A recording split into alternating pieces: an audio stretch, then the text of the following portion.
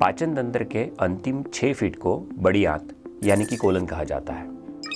इस आंत के हिस्से से विकसित होने वाले कैंसर को कोलन कैंसर कहा जाता है। बड़ी आंत के अंतिम 15 सेंटीमीटर को गुदा यानी कि रेक्टम कहा जाता है और इससे विकसित होने वाले कैंसर को रेक्टल कैंसर कहा जाता है।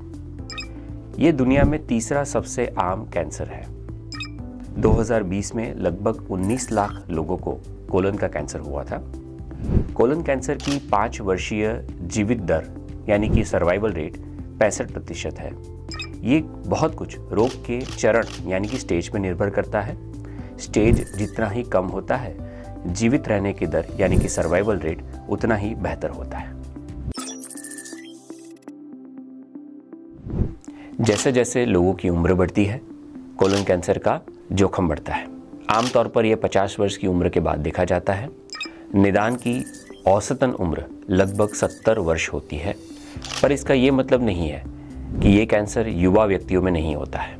वास्तव में हम आजकल देख रहे हैं अधिक से अधिक युवा व्यक्ति इस प्रकार के कैंसर के रूप में डायग्नोस हो रहे हैं, जिसमें ज़्यादातर रेक्टल कैंसर की मात्रा ज़्यादा रह रही है।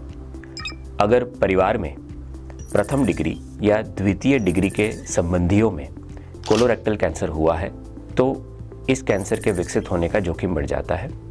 और अगर ये कैंसर 50 वर्ष की उम्र से पहले हुआ था तो जोखिम और भी बढ़ जाता है। जिन व्यक्तियों को अल्सरेटिव कोलाइटिस या फिर क्रोन्स डिसीज जैसे इन्फ्लामेटरी बाउल डिसीज है, उनमें कोलोरेक्टल कैंसर का जोखिम ज़्यादा होता है। इसका मुख्य कारण लंबे समय तक बड़ी आंत में रहने वाली सूजन है। इस बीमारी को IBD कहते हैं। ये IBD IBS से भिन्न है। IBS यानी कि इरिटेबल बाउल सिंड्रोम, ये बीमारी काफ़ी कॉमन होती है जिसमें कोलन कैंसर का रिस्क ज़रा भी नहीं होता है। पॉलिप्स छोटे से हानि रहित ट्यूमर होते हैं जो बड़ी आंत में विकसित होते हैं, लेकिन इनमें से कुछ पॉलिप्स एडिनोमेटस होते हैं। इन पॉलिप्स से कैंसर के विकसित होने का रिस्क होता है। कोलोनोस्कोपी नामक प्रक्रिया से इन पॉलिप्स को रिमूव किया जा सकता है। अगर किसी व्यक्ति को पहले कोलन का कैंसर हुआ था या फिर अंडाशय या फिर गर्भाशय का कैंसर हुआ था तो उनमें कोलोरेक्टल कैंसर के विकसित होने की संभावना अधिक होती है। जो लोग निष्क्रिय जीवन शैली अपनाते हैं अर्थात नियमित व्यायाम नहीं करते हैं और जो लोग अधिक वजन वाले यानी कि मोटे होते हैं, उनमें कोलोरेक्टल कैंसर का जोखिम ज़्यादा होता है। खाने में लाल मांस यानी कि रेड मीट और प्रोसेस्ड मीट खाने से कोलन कैंसर का जोखिम अधिक हो जाता है। धूम्रपान करने वाले व्यक्तियों में कोलन कैंसर का रिस्क ज़्यादा होता है।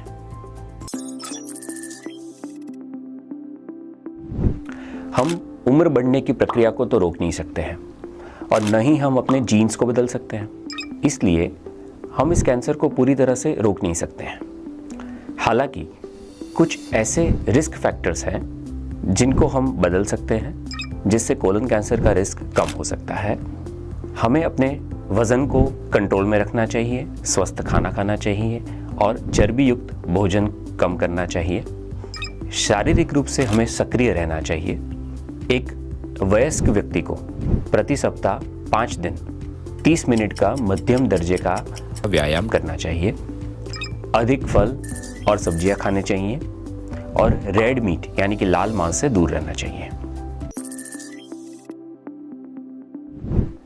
स्क्रीनिंग एक ऐसी तकनीक है जिसके द्वारा डॉक्टर कैंसर से उद्भव होने वाले किसी भी लक्षण के विकसित होने से पहले ही कैंसर की पहचान कर लेते हैं। कोलन कैंसर के लिए 50 वर्ष की उम्र के बाद हर व्यक्ति को हर 10 साल में एक बार कोलोनोस्कोपी करानी चाहिए ताकि बड़ी आंत में विकसित होने वाले पॉलिप या ट्यूमर का पता लगाया जा सकता है और उसका इफेक्टिव इलाज किया जा सकता है।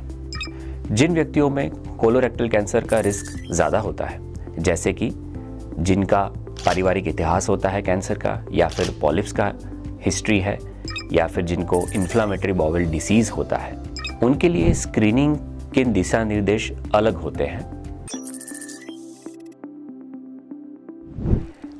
ये जानना महत्वपूर्ण है कि जो भी लक्षण और संकेत कोलोरेक्टल कैंसर के बारे में मैं बताने जा रहा हूँ वो अन्य अत्यंत सामान्य स्थितियाँ जो कैंसर नहीं है, जैसे कि बवासीर और इरिटेबल बाउल सिंड्रोम, उससे कुछ मेलजोल खाते हैं।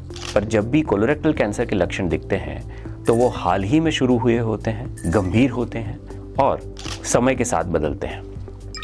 मल त्याग करने की आदतों में परिवर्तन आना, दस्त होना, कब्ज होना या फिर ऐसा महसूस होना कि आंत पूरी तरह से खाली नहीं हो रही है, मल में लाल रंग का खून दिखना, सामान्य से पतले दिखने वाला मल होना, पेट में अक्सर दर्द होना, सूजन होना या फिर ऐंठन महसूस होना, बिना किसी ज्ञात कारणों से वजन में कमी आना, अनीमिया यानी कि खून की कमी होना।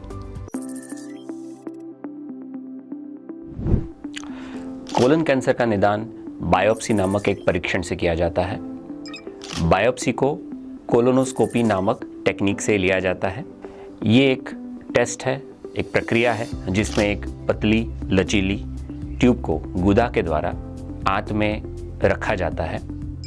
एक खून का परीक्षण होता है जिसे CEA कहा जाता है, जो आमतौर पर कोलन कैंसर के मरीजों में बढ़ा हुआ पाया जाता है।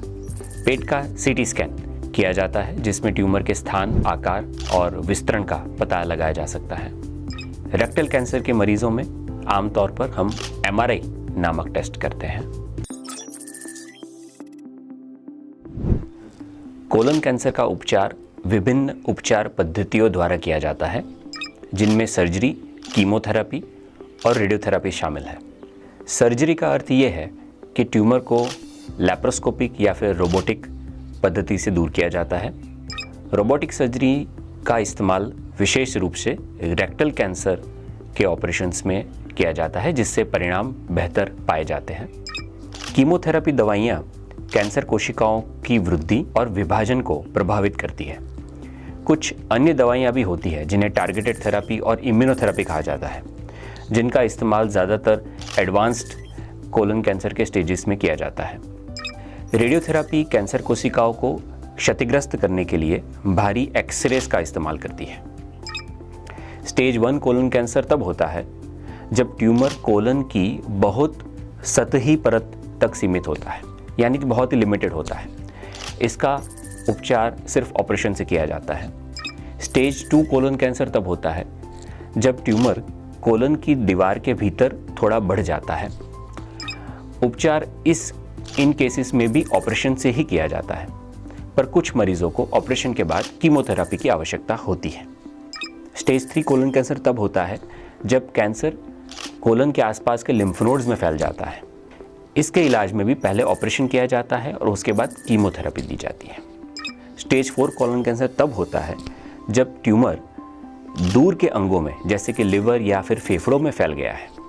इसका इलाज मल्टी मोडालिटी होता है, यानी कि doctors combinations of operation, chemotherapy, radiotherapy, targeted therapy और इम्यूनोथेरेपी का इस्तेमाल कर सकते हैं। अगर हम रेक्टल कैंसर की बात करें तो स्टेज 2 के ऊपर के हर रेक्टल कैंसर में पहले कीमो रेडिएशन दिया जाता है, यानी कि कीमोथेरेपी और रेडिएशन का कॉम्बिनेशन दिया जाता है।